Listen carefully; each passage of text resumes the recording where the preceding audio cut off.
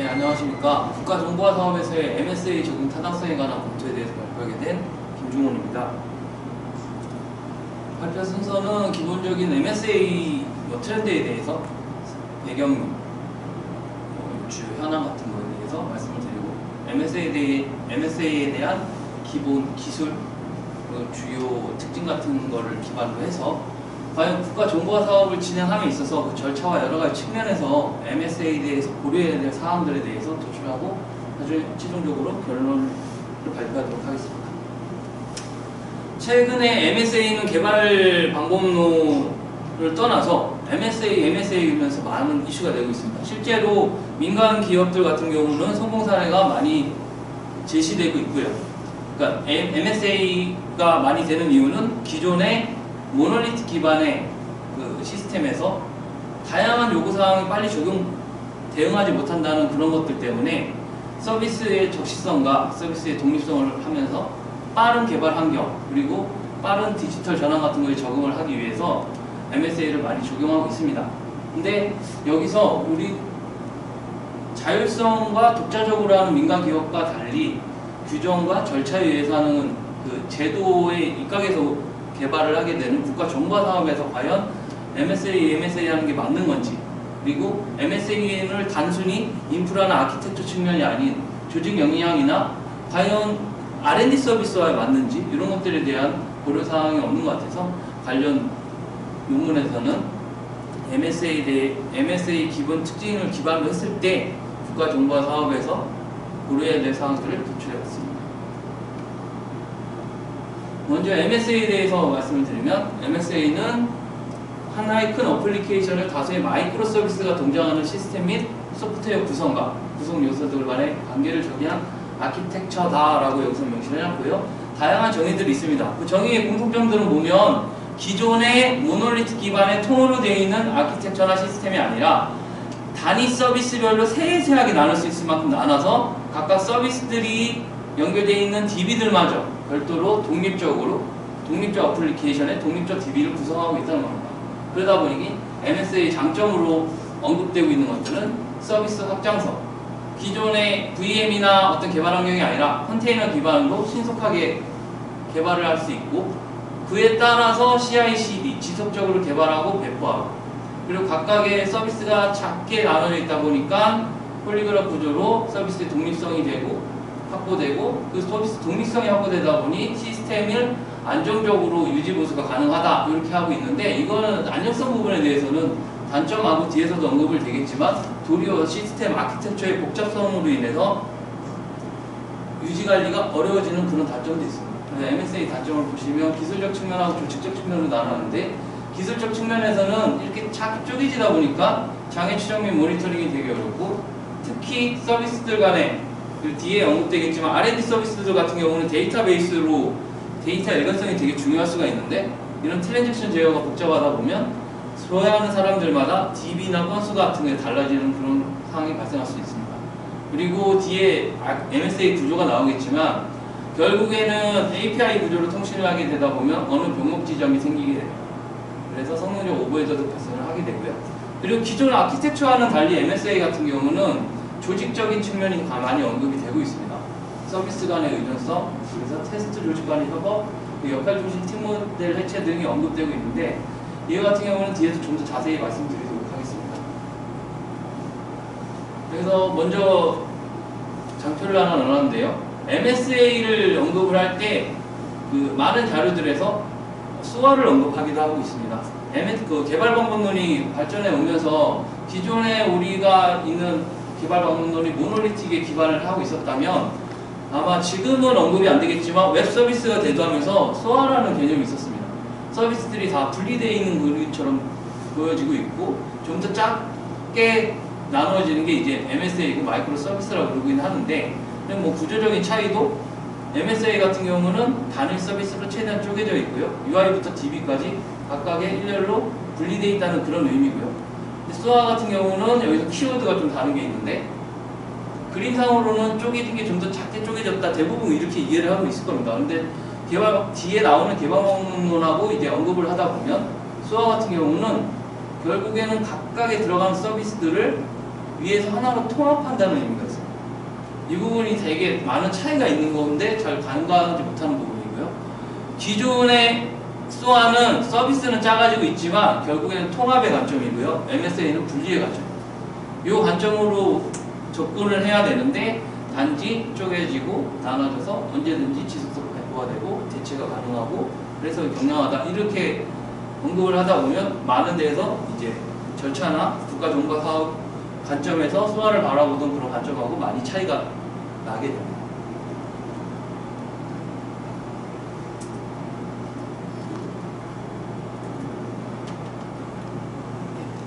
MSA 구조에 대해서 이제 살펴보면 아까 그림에서도 잠깐 나왔었지만 MSA 각 UI 단이 있고요. 프론트엔드, 미들웨어 쪽에서 API 게이트웨이를 통해서 각각의 서비스들하고 통신을 하게 되어 있고 각각의 서비스들은 기존의 오라클 DB로 되어 있는 통 DB가 아니라 각각의 필요한 서비스 목적에 따라서 DB가 구성되고 다르게 되어 있습니다. 다르게 구성해도 무관한 구조로 되어 있습니다. 근데 여기 API 게이트웨이를 통해서 각각의 서비스들이 다 통신을 하게 되어 있죠. 기존의 DB 직접 통신이나 이런 것들이 아니고요. 다 API를 통해서 하게 되어 있습니다. 그래서 각각의 UI와 프로토콜과 그리고 이게 가장 핵심이죠. 인프라 관점에서 볼 때는 여기서 가장 병목이 많이 걸리고 통신도 많이 걸리는 지점이기도 합니다. 그리고 MSA에서 얘기하는 경량화된 개발 환경은 컨테이너 기반으로 해서 개발을 한다는 겁니다. 컨테이너로 개발을 하는데 이거 이제 가상화 기술 관점으로 접근을 해야 되는데 요즘은 가상화 기반으로 해서 많은 것들이 인프라가 제공이 되고 있고 실제로 클라우드 기술도 다 가상화 기반으로 해서 저희가 서비스를 제공하고 있는데 일단 MSA에서 말하고 있는 경량화된 개발 환경은 그리고 빠른 배포, 신속 배포 같은 경우는 다 컨테이너 기반입니다. 컨테이너 기반은 가상화 측면에서는 일단 OS 가상화로 되기 때문에 기존의 하이퍼바이저 기반의 가상화 기술의 가상머신 개발 환경과 대비 전체적으로 빠르고 경량화된 특징을 살펴볼 수가 있습니다. 다만 이제 격리 수준이 하이퍼바이저에서 각각의 OS를 움직이는 가상머신 대비 프로세스 레벨에서 격리가 되기 때문에 격리 수준이 낮고 그러다 보니 보안성이 좀 낮다는 단점이 언급되긴 하는데 전체적으로 이런 것들도 이제 많이 좋아지고 있고 다양한 기술들이 나오고 있습니다. 보시면 전반적으로 하이퍼바이저를 통하지 않기 때문에 시작 시간이나 자원 소요량이나 빠르고 언제든지 대체가 가능한 그런 특징들을 살펴볼 수가 있습니다. 이제 그래서 이런 특징들 때문에 MSA 그리고 국가정보사업에서 출연연들이나 R&D 서비스를 하는 곳에서 ISP나 컨설팅을 하다 보면 MSA의 전환이 필요합니다. 이렇게 하고 있고 실제 최근에는 몇 년에 걸쳐서 몇 공공기관 무슨 원이 의료 관련된 그쪽에서 MSA로 전환을 해서 사람들의 회원 정보와 거친 정보, 결제 정보들을 다 별도 DB를 구성해서 구축한 사례도 있긴 합니다. 근데 실제로는 R&D 서비스나 데이터 관련 서비스들 보면서 아직까지도 말로는 다 MSA 하면서 못하고 있는데 그걸 살펴보고자 제가 이 장표를 준비를 했습니다.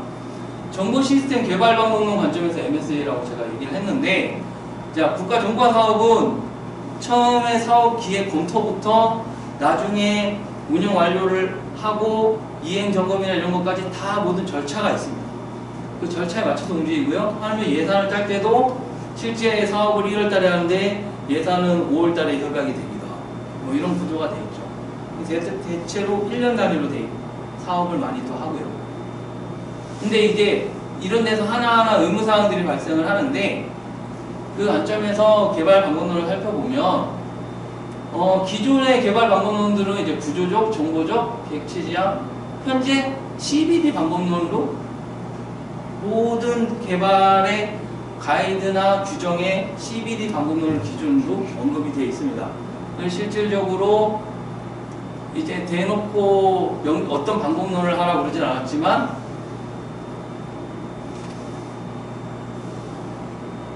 국내에서는 마르미3를 대표적으로 많이 활용을 했었고요. 거의 의무적으로 많이 했었습니다. 근데 이제 개발 방법론에 대해서 다시 한번 살펴보면 기존의 개발 방법론의 발전이 아까 제가 앞에서 언급했던 SOA와 MSA 관점에서 분산구조와 통합에 대해서 키워드를 언급을 했었는데 이제 구조정보공학 객체지향 방법론, CBD 방법론의 발전론의 특징을 살펴보면 방법론이 발전했던 이유는 개발 생산성을 높이기 위함. 그러다 보면 결국에 재사용 단위를 어디까지 가냐 였고요.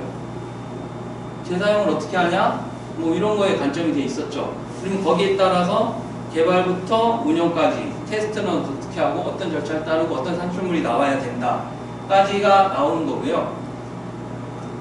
기본적으로 보면 이때는 모듈 기반이었고 정보공학은 요구공학 기반으로 해서 이때 요구사항들을 잘 정리하자 이런 것들이 나왔었고요.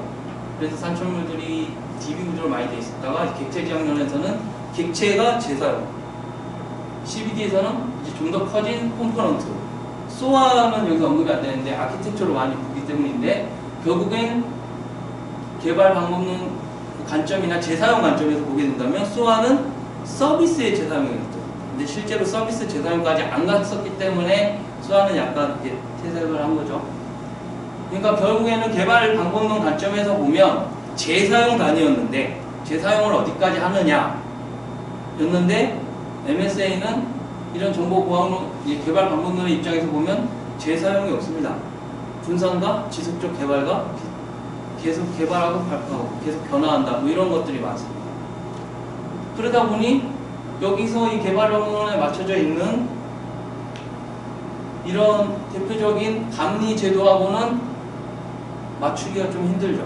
그러면 개발 방법론은 어차피 아키텍처 만들 때 개발 방법론을 하나 해서 살피면 적용하면 되는 거 아니냐 그러겠지만 국가정보화 사업에서 의무적으로 감리를 하게 돼 있을 때 개발 방법론 중에 유형 중에 뭐 개발이냐 DB 구축이냐에 따라서 각 개발 단계마다 나오는 산출물들하고 영역이 다 다른데 MSA 같은 경우는 적절한 개발 방법론이 앞에서 언급된 걸로는 좀 맞추기가 힘든 것들이 있어요. CI/CD 이런 부분하고 특히 조시적인 측면은 나중에 운영하고도 연결될 수가 있는 부분인데 요구사항도 수시로 변하고 그냥 좀 경직되게 쭉 순차적으로 가는 건 있죠. 그래서 나중에 뭐 에자일하고 결국엔 연결이 될 수밖에 없는 구조고 신속하게 고객 옆에 붙어서 용기를 가지고 고객과 의사소통을 해서 단순한 소프트웨어로 피드백을 받아야 된다. 이런 에자일 방법론이 언급이 되고 그게 기존에 있던 대규모 개발 방법론들하고 합쳐져서 적용을 하고 있다고는 하지만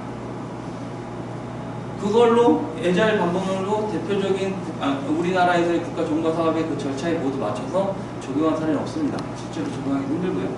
그리고 그래서 MSA를 적용하게 되면 결국 에자일 같은 방법론으로 해야 되는 건데 사람들이 그럼 하면 되지 않을까? 이렇게 역량이 안 되는 발주자가 이렇게 단순하게 말해버리면 그 사업은 뭐 특허를 성공할 수가 없는 거죠. 결국에는 외형적으로 모노리틱 다 유지하고 뭐 CI/CD 같은 경우는 뒤에서 언급이 되겠지만 CI/CD는 결국 DevOps랑 연결되기 때문에 개발과 운영이 하나로 돌아가는 그런 조직이 구조가 안 돼 있는 상황에서 우리는 MSA를 할 거고 발주를 낸다.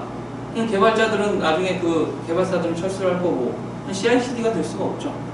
그러면 결국 컨테이너로 외주를 주고 우리 서비스는 다 컨테이너 쪽 클라우드 서비스를 할 거다 이렇게 뭐 요즘 민간 클라우드로 가라고 해서 만약 가버리게 된다면 누가 접속해가지고 이제 운영까지 가능할지 이런 부분에서 절차적으로 이 가이드하고 맞지 않는 부분들이 되게 많습니다. 그리고 이 장표에서 말하고자 하는 거는 그 MSA의 단위 서비스들을 얼마만큼 쪼갤 수 있느냐에 따라서 조직 구조가 변경돼야 된다는 그런 법칙입니다. 그러니까 발주자가 이런 법칙하고 에자일에 대해서 언급이 안 되는 상황에서 그리고 DevOps를 정확히 어떻게 이해를 하지 못한다면 MSA에서 키워드로 나오는 CI/CD 같은 거를 전혀 할 수가 없죠. 단순한 인프라 관점에서 API 게이트웨이 사고 모든 서비스들 쪼개고 API로 가자. 예를 들어서 뭐 인프라 구축하자. 그러면 이런 것들하고 키워드하고 다 되는 게 아니죠. 맞을 수가 없습니다. 그 에자일은 제가 다 미리 언급을 했지만 기존 전통 방법론에서와의 약간 차이점들, 여러 가지 개발을 진행됨에 있어서 계획부터 나중에 운영 단계 넘어갈 때까지 산출물들 단계도 많이 다릅니다. 아무래도 에자일은 옆에 붙여서 많이 하니까 가볍게 만드는 문서조차도 산출물이 될 수 있는데, 결국 전통적 방법론 같은 경우는 감리로 직결이 되면 감리에서 요구하는 산출물들을 에자일로는 맞출 수가 없어요. 그래서 혼용된 게 나오고 있고요. 그리고 MSA에서는 이제 에자일이라는 표현보다는 데브옵스가 맞죠. 그리고 두 개 관점에서 차이가 납니다. 이 두 개를 앞에서 저도 결국 에자일로 기결이 되고 에자일을 통해서 MSA를 하게 되면 나중에 데브옵스 그런 방법론을 따라야 된다는 거고, 데브옵스는 개발과 운영의 조직 관점에서 접근을 해야 되는 거예요. 근데 이 두 개를 또 혼동할 수가 있어요. 그래서 이거는 개발 방법론 측면, 이거는 조직에서 개발과 운영 측면까지 고려를 했을 때 약간 바라보는 관점이 다르고요. 실제로 적용하는 범위도, 에자일 측면은 도입, 정년, 구축 전이부터, 개발은 결국에는 개발과 운영 단계를 실시간으로 가는 거고, 그렇게 되어 있습니다. 그래서 개발적인 측면하고, 그리고 지속적인 무중단 배포 요거 측면에서는 여러 가지 구분을 좀 할 필요가 있는 거고, 그리고 무조건 MSA를 간다고 해서 우리 서비스가 어떤 특성을 갖고 있는지도 모르는데 무조건 MSA로 간다고 막 서비스를 임의로 쪼개버리면, 파티 마을러의 법칙이 있는데 보시면 복잡도는 마이크로 서비스가 특정 부분으로 그 시스템이 특정 이상일 때만 좋은 거고, 그러니까 그러니까 모놀리틱 구조가 초기에는 적절한 서비스의 특정에 따라서는 복잡도가 더 안정될 수도 있는 거예요. 생산성이 더 좋다는 거죠. 이쪽에 생산성이라고 표현을 해놨는데, 그래서 어느 순간 지점에서는 MSA가 좀 더 좋겠지만, 모놀리틱이 생산성이 더 낫겠지만, 특정 구조에서는 그 서비스로 직결을 할 수 있겠죠. 우리의 서비스 같은 경우는 특정 시점에서는 모놀리틱 구조가 MSA보다 절대 복잡하거나 운영 관점에서 나쁘지 않다는 거예요.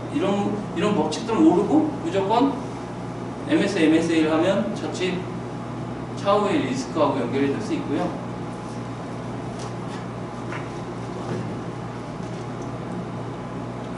그리고 제일 중요한 거는 앞에서도 얘기를 했던 것처럼 우리 서비스가 트랜잭션이 되게 중요한 서비스인데, API 게이트웨이가 만약 병목이 걸렸을 때 트랜잭션이 저희가 꼬인다고 표현을 하는데, 이래버리면 이제 전혀 다른 서비스 결과물들을 사용자마다 보게 되는 그런 것들이 나오게 됩니다. 그리고 거기에 대해서 특징들도 비교를 해놨고요. 그러니까 MSA는 가용성 중심으로 가는 거예요. 기존의 국가정보화 사업에서의 서비스들은 뭐 가용성 중심인 것들이 있겠지만, 데이터 기반의 R&D 쪽 같은 경우는 데이터 중심으로 서비스가 많이 되기도 하죠. 그래서 원DB로 많이 구성을 하는 게 어떻게 보면 더 맞는 겁니다. 트랜잭션에 대해서는 이거 참고 발표고요. 그래서 최근에는 이제 MSA가 많이 발전하다 보니까 이런 트랜잭션을 제어하는 이런 패턴들도 우리가 개발 방법론에서 얘기하는 데이터 패턴 같은 이런 것들이 나오고 있습니다. 디자인 패턴 같이 나오고 있고, 그래서 정리를 해보자면 첫 번째로 제일 고려해야 될 사항은, 만약에 MSA로 간다 그러면 제일 고려해야 될 사항은 우리 서비스에 대한 이해가 제일 필요합니다. 서비스가 과연 분해가 가능할까? 얼마만큼 어떻게 될까? 그럼 무턱대고 요즘은 또 우리가 DB 용량이 엄청 많으니까 빅데이터를 가자, 이런 용량이 안 되는 발주자들은 이런 얘기를 합니다. 그럼 빅데이터 DB 뭐 쓰자 이렇게 얘기를 하죠. NoSQL 막 갖다 붙이자. 그러면 얘기를 합니다. 당신 NoSQL을 쓰게 되면 지금도 오라클 내에서 DB를 가지고 과제 성과들을 이렇게 조인해서 불러내는데 어떻게 불러낼 거냐. NoSQL이 조인이 안 되는 걸 모르는 발주자들 뜻인 것 같습니다. UI부터 구성을 하죠. 개발 방법론 자체가 다릅니다. 절차를 할 때. 요구사항 만든 DB 만든 다음에 DB에서 조인해가지고 UI 뿌리는 게 아니라 UI에 어떻게 화면을 뿌릴지 먼저 화면을 그리고 거기에 맞춰서 DB를 구성해야 되는 게 노에스케일. 전혀 안 맞습니다. 국가정보화 사업하고는 MSA가. 네, 요 관점들을 말씀드린 거고, 그리고 결국 이게 잘못 설계되면 서비스 관리 부하로 가게 되고. 그래서 정리를 해보면 앞에서 얘기했던 CI/CD 이런 걸 하려면 일단 MSA를 하려면 국가정보화 사업을 하는 공공기관이나 이런 데서는 데브옵스가 안 돼 있으면서 우리는 MSA를 하겠다, 이건 말이 안 되는 겁니다. 일단 일차적으로 조직이 구조가 돼야 되고요. 조직 역량이 돼서 에자일하고 CI/CD를 할 수 있는 그런 게 돼야 되고, 아키텍처도 서비스 수평과 수직 관점에서 봐가지고 이 서비스 관점, 우리 서비스를 이해를 해야겠죠. 얼마만큼 쪼갤까, 그리고 UI 단에서 DB까지 어떻게 구성을 해야 될까, 이너 아키텍처와 아웃 아키텍처를 같이 고려를 해야 됩니다. 앞장에서 UI부터 DB까지 API 게이트웨이를 통해서 각각으로 돼 있는 것들을 알고 그런 구조를 보셨을 거예요. 아웃도 아키텍처 관점이고, 그리고 우리의 통 DB를 어떻게 서비스로 분해를 할 것인가, 그렇게 하는 게 이너 아키텍처라고 생각하시면 될 것 같아요. 그리고 인프라는 계속 언급을 한 것처럼 당연히 또 인프라에 대한 비용이 수반되겠죠. 그리고 이건 조직하고 연결돼가지고 개발 발표에서 과연 CI/CD를 어떻게 할 것인가, DB 모델링을 어떻게 할 것인가, 그리고 우리 제도 측면에서 보안에 대한 제도 계속 보고 있죠. 공공기관을 요구하는 것들. 그리고 감리. 지금 MSA를 구축하기 위해서 개발 방문으로 하면 감리하고 안 맞죠. CBD 개발 방문으로 가지고 결국 MSA를 구축해야 되고, 거기에 따른 감리를 대응해야 됩니다. 좀 맞지 않는 상황이고요. 보안은 이제 MSA에 관련된 보안 기술이나 인프라 솔루션들이 나오고 있어서 점차 좋아지긴 하겠지만, 여러 가지로 아직 그 조직과 제도를 충분히 역량을 이해하지 못하는 상황에서 이렇게 한두 기간에 3, 4년에 약간 정보화 사업을 100% 적용하지 않는 그런 사업에 갖다 붙여서 한다 그러면 차후에 운영적인 리스크와 결국 운영 증가로 직결이 될 겁니다. 특히 R&D 서비스 같은 걸 하는 출연자님들 입장 같은 경우는 관련 제도들을 잘 준수하고 이런 것들을 고려해서 모놀리틱을 준수를 하느냐, 아니면 단계별로 MSA를 관련 서비스를 쪼개서 갈 수 있느냐, 이런 것들에 대한 고려가 필요할 것이라고 생각합니다. 이상입니다.